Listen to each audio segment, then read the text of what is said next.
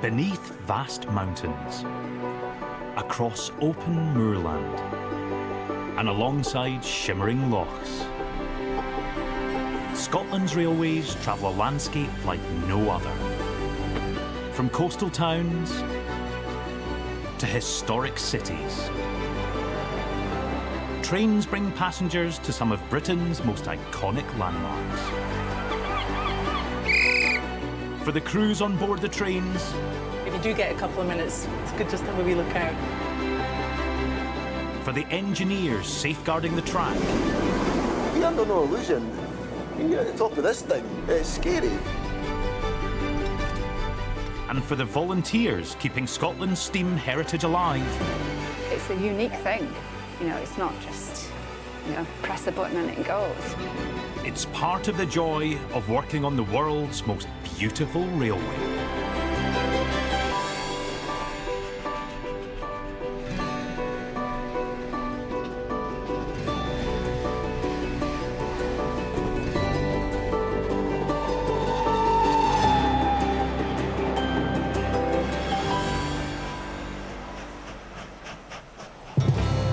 This time, Good morning, good morning, good morning. a dream job on the West Highland Line, with great views from the office window. The line is just stunning, and it's just amazing. I love it. The secrets of Waverly Station revealed. The hidden staircase that keeps the rich and famous from prying eyes. This was a discreet way for them to either get in or out of the hotel. And taking the train to the games, Blair Castle hosts the annual Atholl Highland Gathering. I think the crowd like a laugh.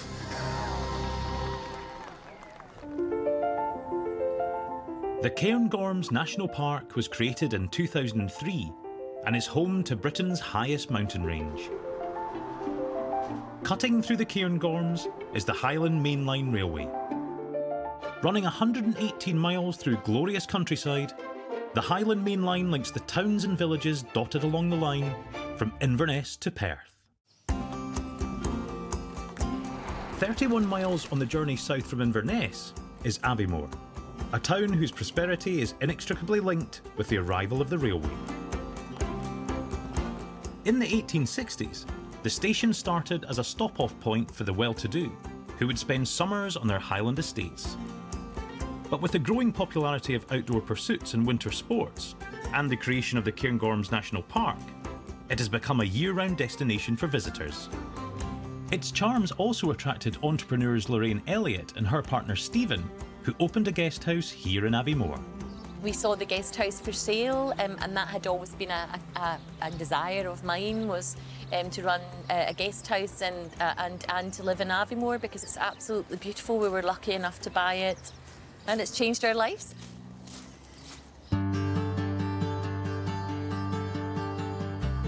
Encouraged by the success of their first venture, attention turned to Aviemore Station, where a restaurant premises had come up for sale. The old station restaurant had attempted an Australian theme, but Lorraine knew she wanted something with more regional appeal. A plan was already forming around what we would like to create, having experienced the people coming from all over the world to the guest house. They were looking for something Scottish, and we decided actually that it was about making more of the railway, the situation. The quest to find a suitable theme began, and Lorraine found her inspiration when she chanced across a brochure promoting the local community rail partnership. I was into the railway station at Aviemore and saw the Community Rail Partnership brochure. It shows a full history from Pitlochry to Inverness of all the different stations, and that just inspired us. Stephen came up with the name for Highland Line, and that just started the whole journey of let's actually focus on the fact that this is a historic listed building, part of a heritage railway across Scotland, and just something that we can create and make really beautiful. An hour's train ride south from Aviemore, along the main Highland Line, is the town of Pitlochry, which is home to the authors of the brochure, Sally Spavin and Kate Howie. It's really stunning. And you know, I think they've even put new glass in above the doors there, look. Because that looks like new putty, doesn't it? Kate and Sally run the local Community Rail Partnership, or CRP, a group devoted to preserving the heritage of the stations along the main Highland Line, and promoting them as a destination for visitors. The Community Rail Partnership is a group of rural communities in Highlands, Scotland, who've come together to promote the railway and the communities and the visitor attractions. We were one of the first community rail partnerships, and it's bringing the 8 stations along our line together. What I'm proudest of is what a community can achieve when they all work together, and that's what we would like all the other stations to be like.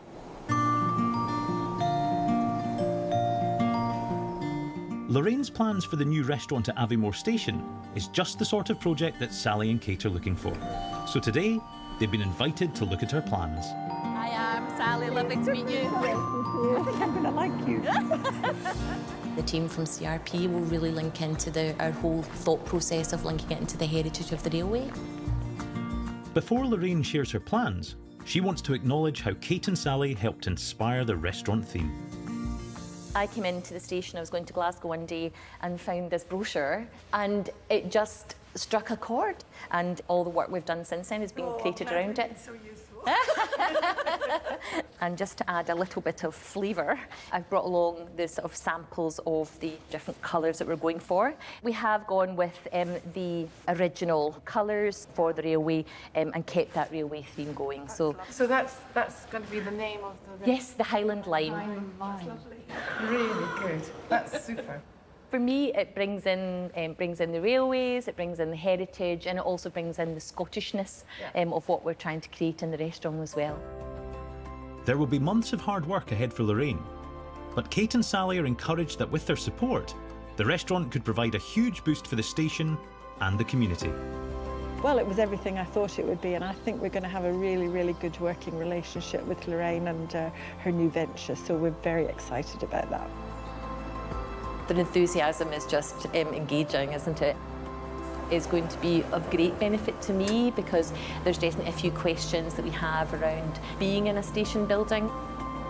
I'm just delighted that I came across that brochure of the station, actually. It's just been a real win for both of us.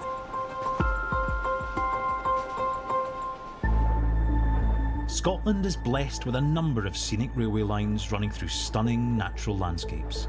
But it's the glorious West Highland Line that is considered to be the world's most beautiful railway. As it heads north along the 205-mile route from Glasgow to the Highlands, it skirts freshwater lochs and crosses the expanse of Ranachmoor as it passes Britain's highest station at Carrower, before reaching Fort William and heading on through the rugged landscape of the 41-mile Highland extension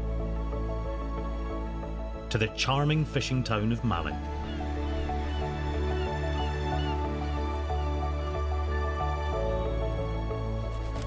Malling is home to ScotRail conductor Susie Sangen. Today, Susie is taking the early 6:03 service bound for Glasgow. Good morning. Tickets, please. Hello. Are you coming back today? I have to ask you that, sir. I do like to have a good laugh, make sure everyone's having a good day, a good journey on the train. Good morning. Tickets, please. That looks lovely. That's lovely colours. I tell you what, you need it as well, the journey this long. I think what I like most of all about the railways is the passengers that are travelling. They are the important people. Yeah, perfect. Thank you very much. Thank you. It's just amazing. I love it. The line is just stunning. So I feel really, really lucky. This stretch of the West Highland Line runs east from Malling, across the Glenfinnan Viaduct to Fort William. It then turns south across Ranachmoor and down through the Trossachs National Park, before reaching Glasgow 5.5 hours later. Although today, Susie will only go as far as Crianlarich before swapping trains to make the return journey home. But that's still at least 7 hours of customer service, Susie style. Good morning, good morning, good morning. Give us one moment. Good morning. Just 25 miles down the line from Malling is one of the most eagerly anticipated moments of the journey. Ladies and gentlemen, this is very, very important information here. You need to grab hold of those cameras. right now. We are about to fly over the world-famous Glenfinnan Viaduct. Yes! Rising above the River Finnan and overlooking the waters of Loch Shiel is the majestic Glenfinnan Viaduct. Built in 1897 and spanning 1,200 feet across the valley, it's an engineering marvel of its age.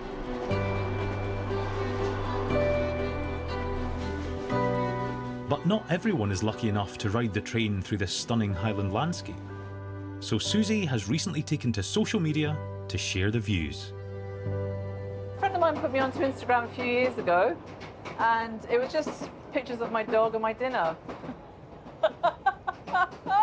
And then, of course, when I got onto the train, it really opened my eyes, and I started posting up pictures of my work, obviously off the line. Susie's Instagram posts capture the changing landscapes of the West Highland Line. I want to show these views off, showcase the place a little bit.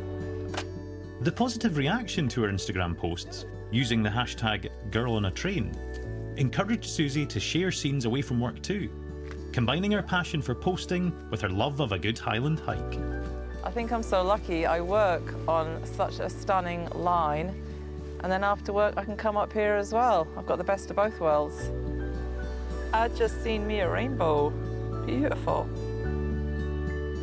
I will drive my friends and family crazy, the amount that I take, but I can't help it really. I want to show the place off. I love where I live, I love where I work. Hey, look at it, you know? Once I've been up here a little while, I've recharged, I'm good to go again.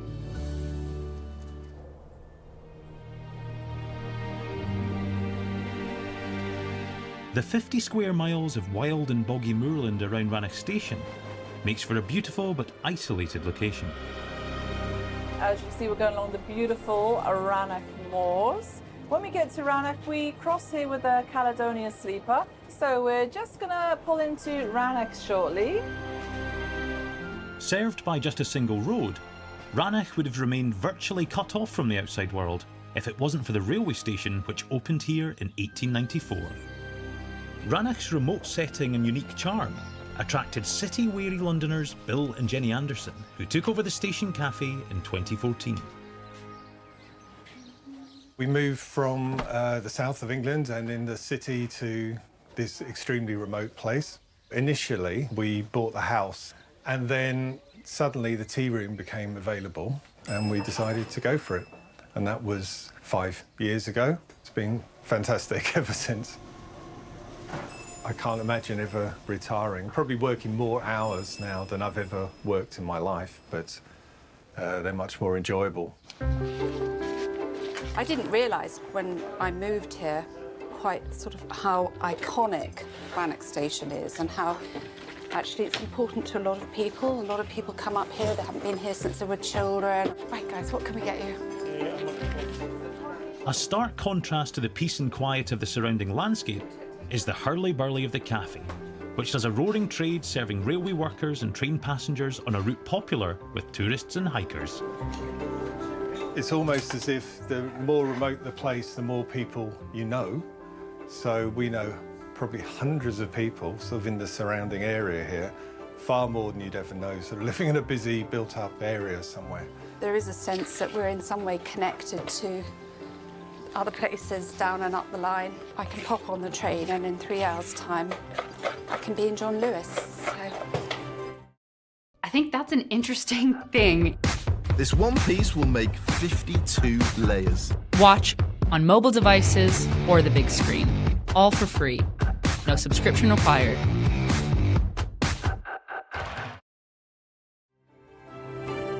But there's plenty of travellers who are keen to make the journey in the opposite direction. 100 yards away from the cafe is a vintage railway coach dating from World War I that was last on the rails more than 70 years ago. Since then, it's been put to a very different use, as shelter and accommodation for members of the Cowlairs Angling Club. Formed in the 1950s as somewhere for Glaswegian railway workers to escape the city. Today, club member Peter Duncan has come to Rannoch with his family for a spot of fishing. This particular coach was made in Wolverton in 1913. and it's been livingly restored, and a lot of work done by the boys. A lot of the guys have all chipped in a lot of time and effort to do a bit of work on it. After the Second World War, the newly nationalised industries, including the railways, were keen to improve the lives of industrial workers. So recreational pursuits such as hiking were encouraged and angling clubs were established. I mean, a lot of these guys had fought in the war, and then after the nationalisation of the railways, I think in 1948, then they started having these clubs and outings and getting out and about in the fresh air in the Scottish Highlands. The coach was donated by the railway, and employees who were angling enthusiasts were quick to make use of it. One of the founder members of the club was Jim Duncan, a railwayman who in the 1960s and 70s invited his 3 sons to join him on fishing trips. My father was one of the first members from way back in the railway. It was him that introduced us all to this. Most people that are members of the club have all been introduced by my father. You get the train up from Glasgow, Queen Street in the morning, up to Rannoch, 2 3/4, 3 hours in the train, and you get off and a place like this is a big playground when you're a child. It was absolutely fantastic. Sadly, Jim passed away in 2016. But his love of Rannoch has ensured that 2 more generations of the Duncan family are continuing the Cowlayers angling tradition. We've been coming here for years and years as a family. We've always enjoyed it here. It's been a great tradition for railwaymen, and they brought their sons up, and then their grandsons have come up, which is the case here.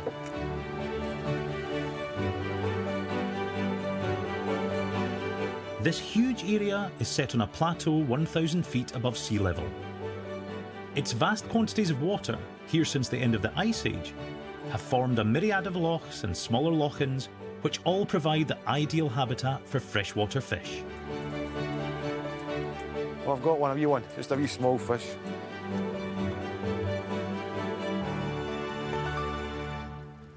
There it's away. It's a very special place, very special area.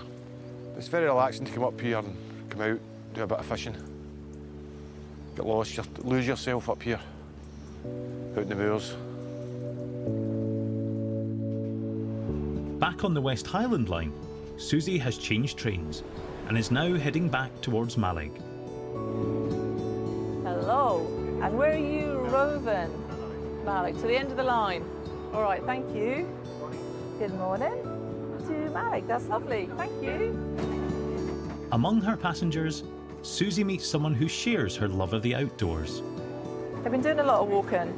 Yeah, so I've been walking around Arrow. I'm doing the 3 peaks today. Oh, you're joking. So you're not the ones that are like Ben Nevis. Scarfell High, the Snowdon. God.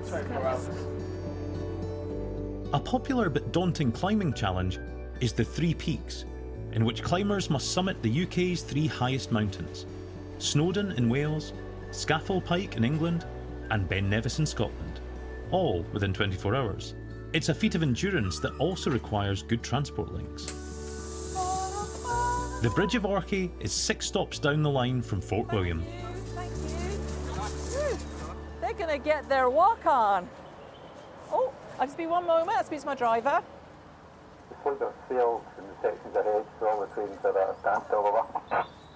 It's usually just a 3-minute stop, but today there seems to be a problem. The sleeper we passed this morning has broken down. It's got a brake fault. ScotRail have said for us to stay here. Yeah, they're going to love this. A delay could spell bad news for passenger Phil and his 3 Peaks challenge. My colleagues are all on the sleeper. They'll be at Tulloch, won't they? They sent me the link to where they are. So they should have been in Fort William at about 10:15, so they're over an hour late. Yeah, so they're there. They can't move. No, and they won't be just yet until we get... Because the line is single track, a problem for one train means problems for all the trains on the line. So far, everybody seems okay about things. I think we're just lucky it's a nice day. Thank goodness that people can actually leave the train and not get soaked. I'll keep close to my phone now, listen to the radio. Hopefully they'll get it sorted and we can get back on the road, back on the line. In the heart of Edinburgh, sitting in a steep valley between the city's medieval centre and the Georgian New Town, is Waverly Station. Built in the 1840s on the boggy site of the reclaimed Norloch, more than 22 million passengers a year now pass through Waverly, which is one of the UK's largest railway hubs. Its rich heritage also attracts a huge number of visitors. One of them is Davy O'Donnell. A railway employee for 18 years, Davy has a keen interest in Waverley's history. To the left here, we've got the workshops, the joiner's shop, the painter's shop, the glazier's, and we've got the plumber's shop. By the end of the 19th century, Waverley employed over 300 workers on site. The tradesmen, or artisans, would work on the roof, on the glass, the glazing, they'd work on the plumbing. Now, you had all these hundreds of different people doing different things, and they were all based here. Davy wants to build on his interest in Waverley's history by introducing tour groups to some of the station's secrets. As someone that's actually grown up with the railway, to come into somewhere like Edinburgh, Waverley, and do a tour, that would be the ultimate. That would be the ultimate for me. To help him unearth some station secrets and pick up some tips for his guided tour, Davy is meeting local author and railway historian Anne Glenn. Hello, Davy. Hi, Anne. Good to see you. Great to see you. Well, I was wondering if you could share some of the secrets and mysteries of the Waverley and part of my guided tour. That'd be great. I think I could. First stop on Anne's tour is the old booking hall, which was part of the original reconstruction of Waverley in 1902. For many years, tickets were sold from a timber-panelled booking office, which stood here until it was removed in 1970.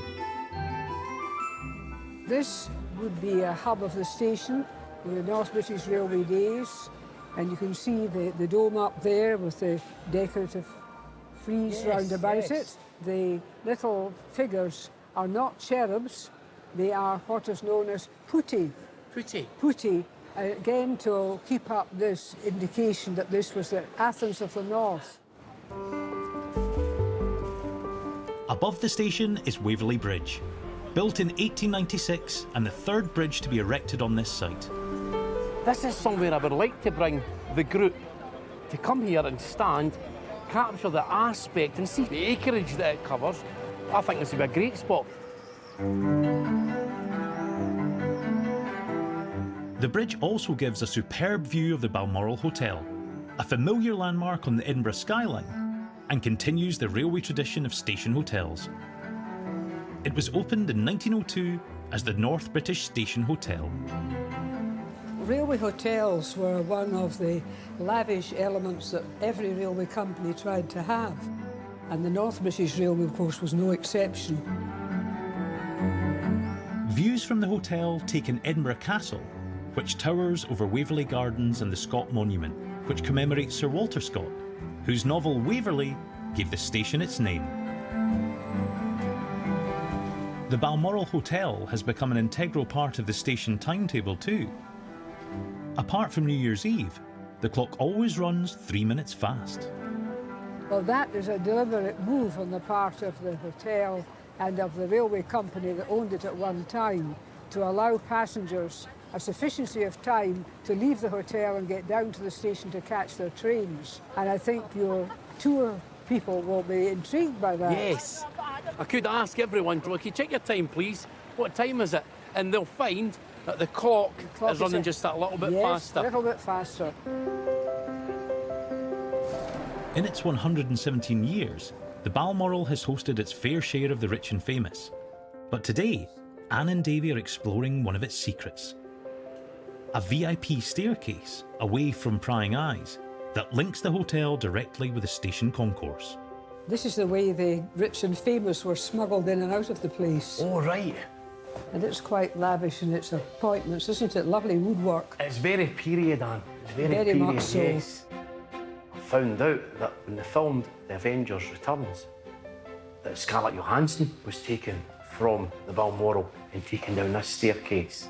And she would be one of many others who were stars of stage and screen who used this entry or exit from the hotel. And very, very few people would actually know this actually exists. So this would add to the mystery and myth and going back to the days of North British Railway, definitely. Absolutely.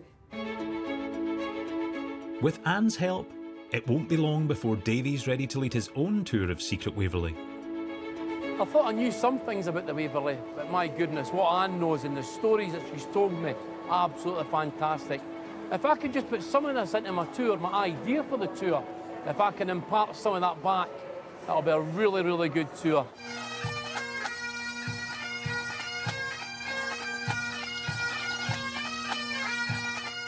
At Blair Castle in Perthshire, it's the weekend of the Atholl Gathering, which sees the Duke of Athol's private army, the Atholl Highlanders, parade before their annual inspection.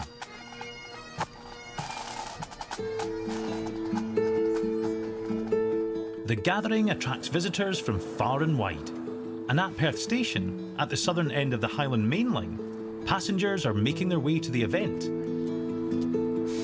One of them is band member Ken Duncan. Ken works as a brewer, but he was proud to be invited to join the Atholl Highlanders 15 years ago. One of the reasons I suspect I got asked to join is that I'm a brewer, and I've been supplying the beer to the Highlanders tent for the last 20 years. And so we get to drink my beer on the day, which is lots of fun for all the troops. But Ken will need to keep a clear head to perform his ceremonial duties at this weekend's gathering. I play in the pipe band. So I'm one of the drummers. I'm a tenor drummer, so I'm the one that has the fluffy sticks that we swing about the place. It's all about the music, so that the troops can march to the beat on parade, but it's also about looking good and feeling great and just enjoying the fact it's going to be glorious today. Today's event at Blair Castle is the highlight of the year, and the journey along the Highland Main Line is all part of the experience. The train journeys in Scotland are brilliant. Nice scenery, seen some deer, a pheasant, lots of green stuff. I'm from Alaska where it's white, so I like it. We get lovely scenery outside. I mean, it's just incredible. We get the Scottish Highlands outside here, and we're sitting on the train in comfort, and it's a great way to travel. The next stop is Blair Castle. 3 stops north of Perth is Blair Atholl, the nearest stop to Blair Castle, which is the ancestral home of the Dukes of Atholl. In the 1860s, the 6th Duke, George Murray, agreed to let the line through his estates. His terms? £33,000 and the condition that all trains would stop at Blair Atholl Station. An early passenger was Queen Victoria, who used the line to visit her friend the Duke, who in 1844 had been given permission by her to raise his own personal regiment, the Atholl Highlanders.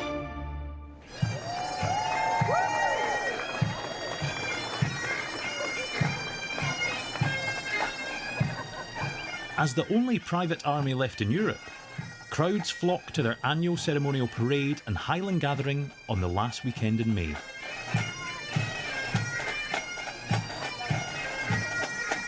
The company has been practising for weeks under the watchful eye of Regimental Sergeant Major Graham Jack, who's been an Atholl Highlander since 1977.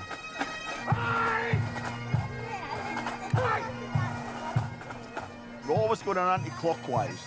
The reason for anti-clockwise is that if you're saluting, you're giving eyes right, not eyes left across your shoulders.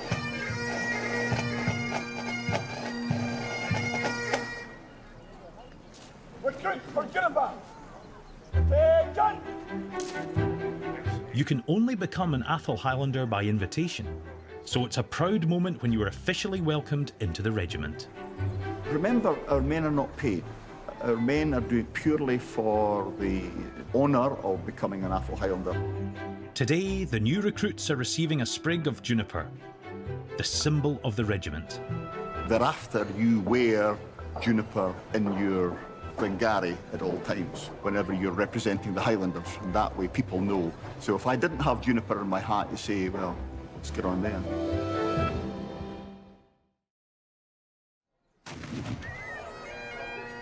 The weekend's activities aren't just about the parade.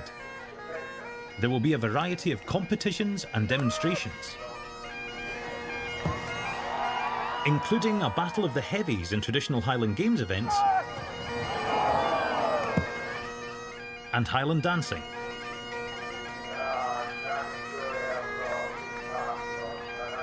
competition judge and teacher Jean is a respected figure in the Highland dance field, having herself been a champion dancer.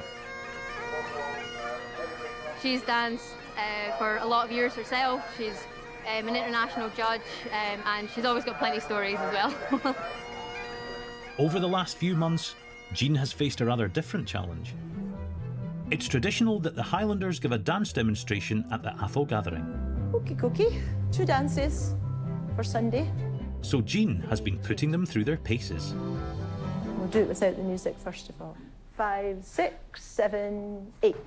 Da da da da dee da da da dum da da da dum da da da la da da dee. Keep the knees out there, Colin, when you're doing the shedding. These Highlanders have got normal day jobs, so have had to cram in the lessons over a few evenings. I'm an accountant on Atholl Estates. I am a landscape gardener, build gardens. I work operations for a tour company. So the bit that I'm needing you to think about is when you change feet, you change hands. Jean's enjoyed success herself as a Highland dancer, thanks in part to the railway. Both her grandfather and father worked on it, and Jean danced for a pipe band made up of railway workers. So this is a picture of the pipe band, and this is me in the middle, sitting on the bass drum. I'll be about 11 years old at that point.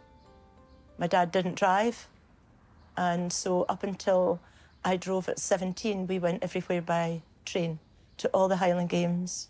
We went as far north as Thurso and as far south as London. So we loved the trains. Jean's hung up her dancing shoes, but she's got her work cut out preparing the novice Highlanders for their big moment at the Atholl gathering.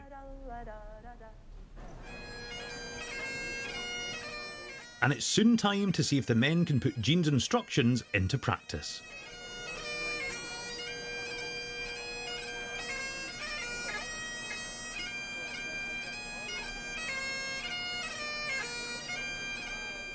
There is a pressure of people watching. The Highlanders, the pipe band, they all come and watch the performance on the stage.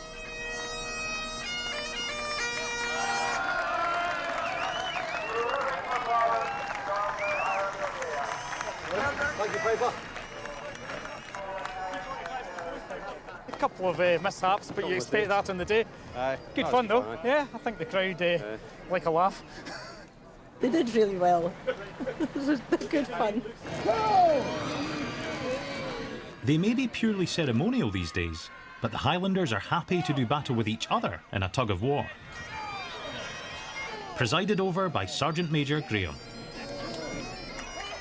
And to cap it all, there's the traditional Highlander dash.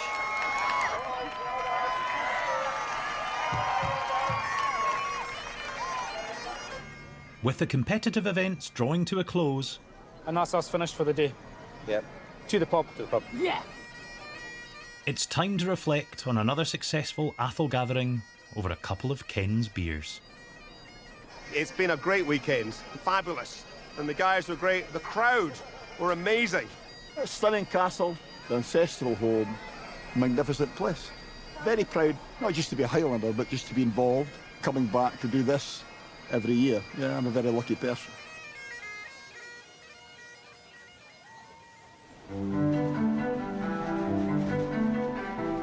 Back on the Highland Main Line, Sally and Kate from the Community Rail Partnership are paying a visit to local entrepreneur Lorraine, who for the last 3 months has been hard at work refurbishing a restaurant on Aviemore Station. She had taken away our line guide, which really extols the heritage of the Highland Main Line, and she just absolutely nailed it with her ideas. She had just totally understood what people are looking for in a restaurant on a railway station. They've been so impressed by her plans that, as well as seeing the completed restaurant makeover today, they're hoping to persuade Lorraine to join them on the Community Rail Partnership. Certainly hoping that she'll be our representative in Aviemore. She is just the right person. She's got lots of energy. She's there on the station itself, which is must be a plus. And we're keeping our fingers crossed that she's happy with that too. Oh, look at that! I haven't been doing... Oh, wow! Hey! That's great! Oh, gosh. So we've done some great work outside, but we've done even more work inside as well. Oh, have you? Go. Thank you. So excited to show you after all this time. Wow, what a transformation. This is amazing. And the restaurant itself, we've got a couple of great railway themes. And the first one, actually, I have to show you is the carriage doors. I know, I love that. And we got some great sign writers up from Glasgow, actually. These are going to be our most favourite tables, especially for children, because you've got the trains coming in and out all day long, all night long. And I love these colours. I love these colours together. And then we've picked up on the old railway travel posters, just trying to promote and support the Highland Main Line. And we've just continued the railway theme with the old luggage and just trying to create a sort of carriage theme as well. Did you have trouble buying the vintage luggage? Or I know, I had great fun though. Oh yeah, I can imagine, I can imagine. Do you know what has been really great for me is just the people that we've met along the way. Yes, Lorraine's efforts have clearly impressed. And it's time for Sally to pop the question she's been waiting to ask. As we think you've done an amazing job here, we were wondering if you would like to be part of our Highland Main Line Community Rail Partnership and join the team, because we'd love to have you on board. Oh, that's lovely. Thank you so much. I don't even have to think about it twice. I would really love to. Thank you very much. Real pleasure. Really good to join the team. That's great. Thank you. No, I'd love to. Have you got a list for me? Absolutely. Always got a list. Always gin and tonics today then? Yes. Celebration today. I'm delighted that Lorraine's coming on board as part of the CRP team. I think from day one when we met her, she had a shared vision and an aspiration for both the railway station and for Aviemore community, and I think she's going to be a fantastic asset to our group.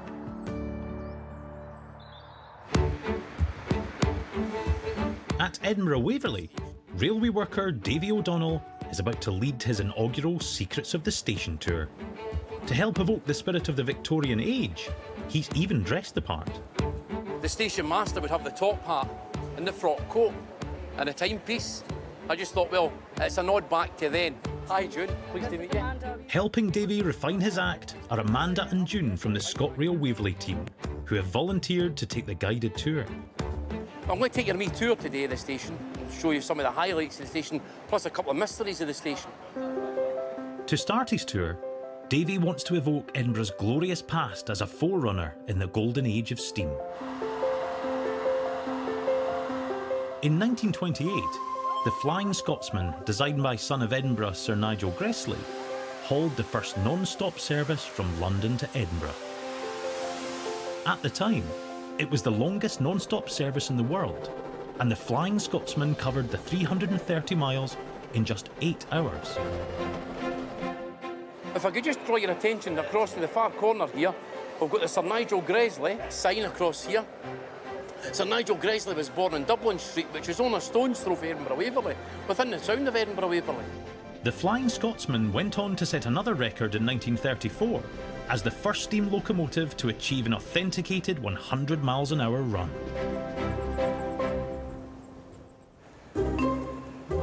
Next, Davy's heading to one of Waverley's 2 access ramps, built by Atholl, the same construction company that built the Forth Bridge. Along with supporting steel girders, the ramp design incorporates some classically themed stonework. It's a Greek design. Edinburgh's Athens in the north, you see all these beautiful pillars and things like that. But as we go up, we can look across the roof. From Waverley Bridge, the tour gives a perfect view of the 28,000 glass panes of the station roof. Back in 1896, when the work was commissioned, the McClellan's company quoted the then enormous sum of nearly £20,000 to glaze the roof. So if we look across towards the hotel, we've got the clock. The clock runs fast, and that goes way back years ago. People are shopping in Princess Street and things like that. They look at the clock, oh, I need to go. At 190 feet, the hotel clock tower is smaller than originally planned, after local residents complained it would spoil the view. The Balmoral has since become a familiar feature on the Edinburgh skyline, but it's managed to keep some of its secrets hidden away. Would you just like to come in? This is the secret staircase, the entrance to the Balmoral Hotel for the royalty and the landed gentry and film stars. Davy's tour ends where it began, back in the former booking hall, a place where Amanda and June passed through during their working day. But Davy's been doing his homework and can reveal that the ornate plasterwork is not quite what it seems. If you look up, you can see the dome and the wonderful design. It's wallpaper. It looks like plaster. It's actually wallpaper. As time runs out, Davy's first guided tour seems to have gone according to plan. I hope you've enjoyed it today. I've thoroughly enjoyed your company. It's my first time of doing this. I was very nervous, I must admit. To be walked through here day in and day out and never notice half the things. So certainly don't look up, we're too busy, tend to look down. Considering I've been here for 14 years, there was a lot that I didn't actually know. It's been a good afternoon's work, and after the positive feedback, Davy's feeling optimistic about the future. I would like to do something like this once a month, definitely. I have a real passion for the railways and I thoroughly enjoy what I do. And this is just another level of that then. It's taking it to another level for me.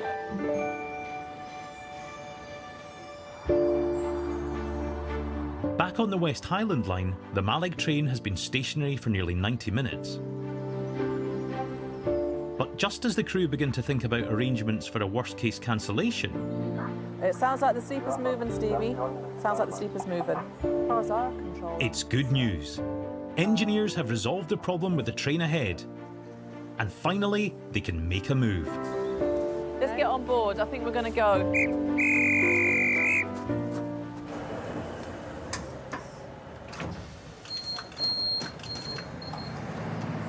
Ladies and gentlemen, we are on our way. The train in front is also now on its way, which means that the Three Peaks Challenge is back on. Yeah, it's nice to be moving. They're moving, so it's nice. So, still time. We've got people as well that need to catch ferries and steam trains.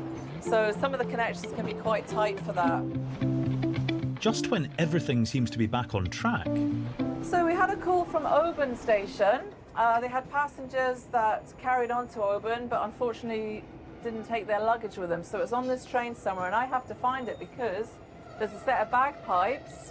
A chap is going to be playing at a wedding, I think, tomorrow. Sorry, just one moment, sir. Ladies and gentlemen, so many of you will be so happy to know we are just arriving at Fort William. He may be behind schedule, but there's still time for passenger Phil and his friends to climb the toughest of the Three Peaks before nightfall. Well, everyone's been just really, really kind and really understanding today, so that makes a big difference. It makes my job a lot easier. After a day of delays, the train finally arrives back in Mallaig, the last stop on the West Highland Line. And there could be a happy ending to Susie's day. She's found a mystery bag. Let's see. Please let this be bagpipes. Yes, conveyors of the world's finest bagpipes. So somebody's going to have a piper now at their wedding. Love it.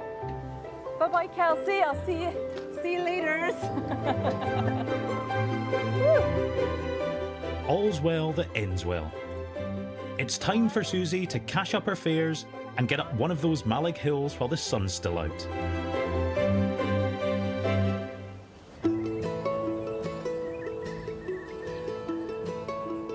Back at Rannoch Station, Peter Duncan and his family have returned from their fishing trip. They've been joined by his brother Andy, who will be playing with his band tonight at the tea room. Just getting ready for the evening's entertainment, where the tea room turns into a pub and a bar.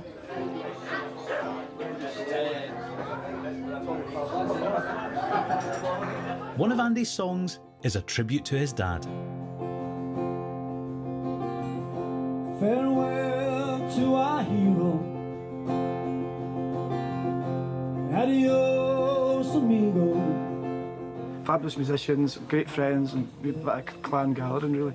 My dad always used to say, adios, amigo. If he's going to bed, if he's leaving, adios, amigo. So I wrote this song called Adios, amigo. I mean, I love this place. His ashes are here. It was very close to his heart.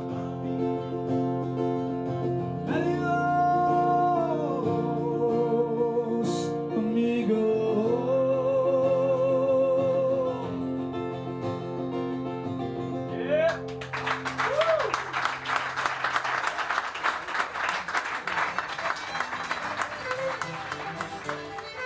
Transformed from afternoon tea to live music venue, Rannoch Station and its surrounding moorland continues to charm visitors.